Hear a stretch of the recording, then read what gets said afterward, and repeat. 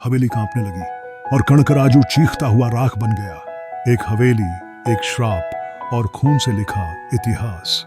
हैदराबाद के बाहरी इलाके में, जहां शहर की रोशनी दम तोड़ देती है, वहां एक विशाल हवेली खड़ी थी।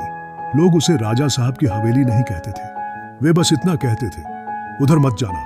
हवेली के चारों ओर कांटेदार झाड़ियां, टूटे फाटक और दीवारों पर जमी सदी पुरानी काई। रात होते ही वहां से अजीब आवाजें आती, कभी हंसी, कभी किसी के रोने की और कभी किसी के पैरों की आहट, बिना किसी इंसान के।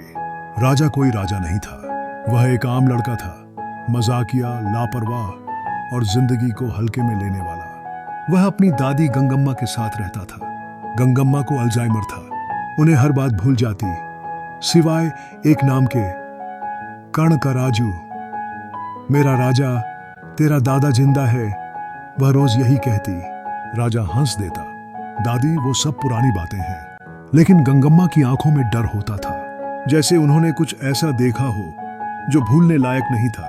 एक रात गंगम्मा बेहोश हो गई। डॉक्टर ने कहा, उनकी यादें उन्हें धीरे धीरे मार रही हैं। जब राजा पहली बार डर गया। कमरे की सफाई करते वक्त उसे एक पुरानी डायरी मिली, खून जैसे रंग से लिखा था, अगर यह डायरी कोई पढ़ रहा है तो कणकराजू लौट चुका होगा।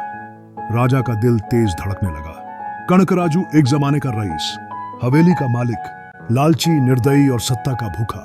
25 साल पहले वह अचानक गायब हो गया। ना लाश मिली, ना सबूत, बस हवेली पर ताला लगा दिया गया। राजा अपने दोस्त कार्तिक और मीरा के साथ हवेली देखने गया। जैसे ही उन्होंने फाटक छुआ, ठंडी हवा चली और किसी ने फुसफुसाकर कहा, राजा। अचानक कार्तिक चिल्लाया। उसकी गर्दन पर नाखूनों के निशान थे और अगली सुबह कार्तिक मरा मिला। मीरा ने बताया, हवेली में काले तंत्र की पूजा होती थी। कणकराजू आत्मा को अमर बनाना चाहता था। उसने अपनी ही पत्नी को बलि चढ़ाया और उसी रात हवेली मर गई। राजा को सपनों में एक बूढ़ा आदमी दिखता, लाल आंखें, खून से सना चेहरा। मैं तेरा दादा हूं राजा, और यह हवेली मेरी कब्र है।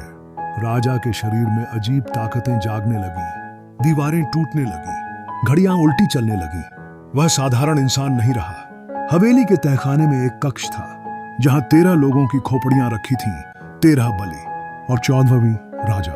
कणकराजू की आत्मा प्रकट हुई। इस खून से मेरा पुनर्जन्म होगा।